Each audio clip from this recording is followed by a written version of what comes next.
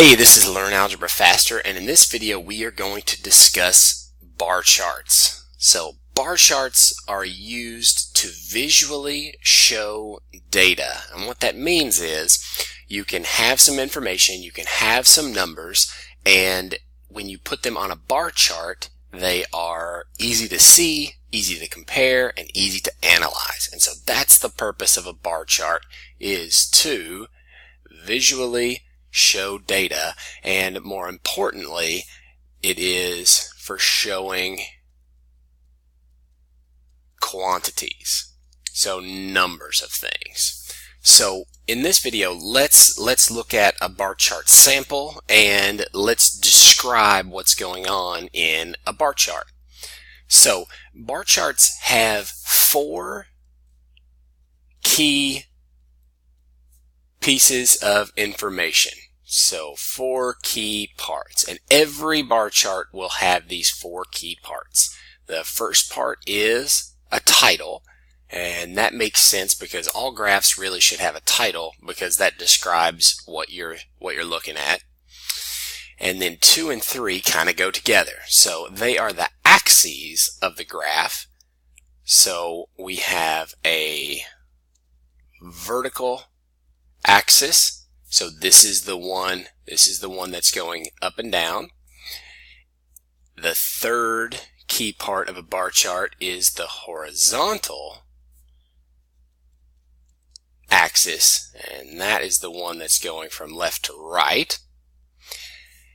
And then the last but not least is a part of a bar chart that a lot of people leave off, which is the key. And this is super important, especially for bigger bar charts or double bar charts or triple bar charts. It's really important to have a key so that you can understand what different colors mean and what each bar represents. So let's take a look and let's do an actual bar chart sample. Okay, so let's just make a bar chart. Now, we said that important point number 2 is the vertical axis. So let's go ahead and draw it. Okay. And let's draw the horizontal axis. There we go. And let's draw a little box for a key. Now, honestly, a key can be anywhere. It can be at the top, it can be off to the side, it can be on the other side, it can be at the bottom. It honestly could be anywhere. So, okay, well, let's do a sample. So, let's discuss, let's make something up, and really anything with a quantitative or a number-based answer can be in a bar chart. So let's talk about let's do the number of sunny days in a month. Okay, so right off the bat, this is point number 1. If you look over on our list, this is the title, and so that describes what the bar chart is about. So we're looking at how many sunny days there are in a month. So we know that we're going to be counting days, and we're going to be grouping them by months, which gives us a clue as to what the other key parts of this bar chart are. So we know in a given month there can be anywhere between 0 and 31 days. So let's measure, let's put on the vertical axis, that's what we're going to do next. We're going to label the vertical axis. So our minimum number is going to be 0.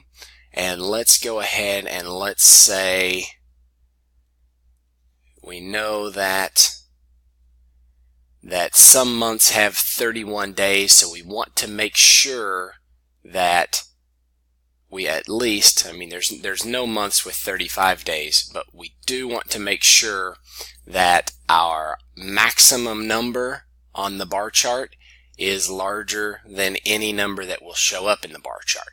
So the only thing that is really important on the vertical axis is you want to make sure that your lowest number is lower or equal to any number that shows up on the chart, and your maximum number is higher or equal to any number that would show up on the chart. To be honest, in this example, this top number could be 100 if we wanted it to be, because we know that there are no 100-day months, so there's no way that there could be 100 sunny days in a month. But we'll stick with this.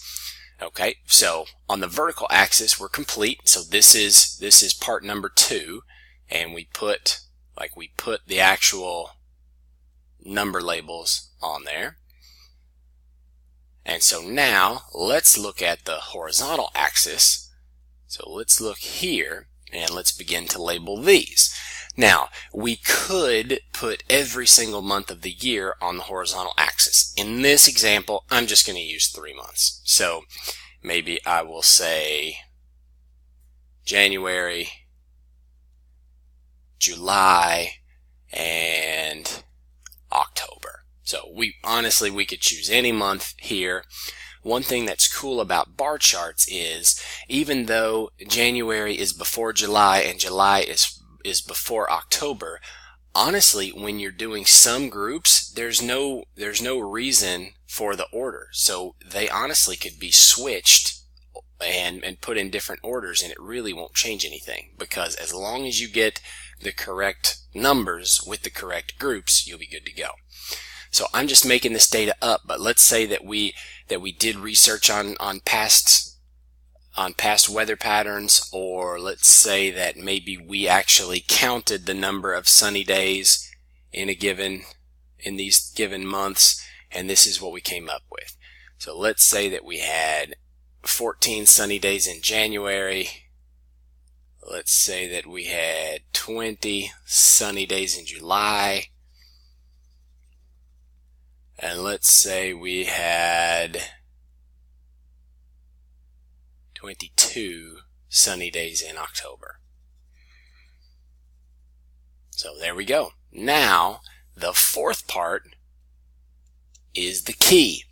So since we are using green colors in our bars, we need to actually show what the green color represents. So in this case, we will draw a little green box, and we'll say that this represents the number of sunny days, and we'll leave it at that. Now, you might say that the key doesn't really help here because the title explains everything that's going on, but let me show you why the key is important. What if we actually added to this graph and we added another set of data? What if we actually had 2 bars on each month,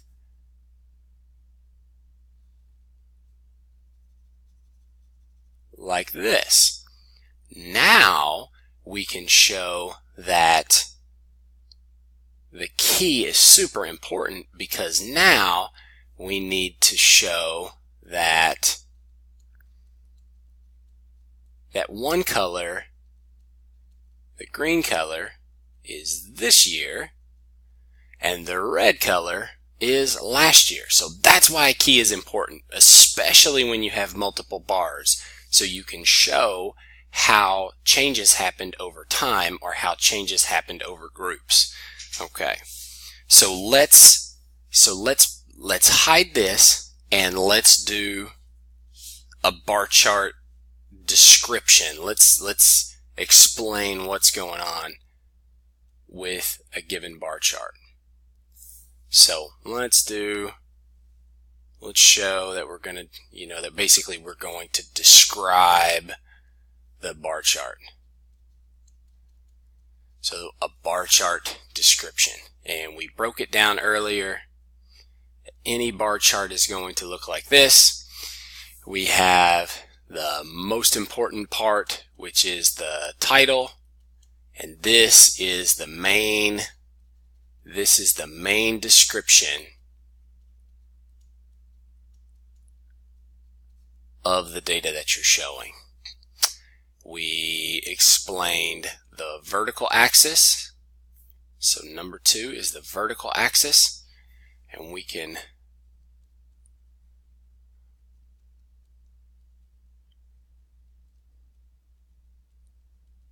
show that here, and we would have our minimum number here and a maximum number here, and then we could have many different measurements in between, or we could only have a couple of measurements in between. So this is the vertical axis is something that you can customize depending on your graph. Now, the third part, when you're describing a bar chart, is the horizontal axis, and this is where you would have categories or groups. So this is where you would label things by different categories or groups or months of the year or teams or or colors or songs or cars or whatever group that you're measuring. That's where you label it on the horizontal axis. And then fourth, last but not least, is the key, and this describes the colors of different bars. So we'll say that they could describe color 1, color 2, color 3, and so on and so forth. So I hope this has been a good description of what a bar chart is. We showed a bar chart sample, and that highlighted the key points, and then we summarized with a description or how to describe a given bar chart. And all bar charts will have these 4 things in common. I hope that was helpful. If you would like to see more instructional videos about bar charts or about lots of other algebra topics, check us out at learnalgebrafaster.com. Thanks.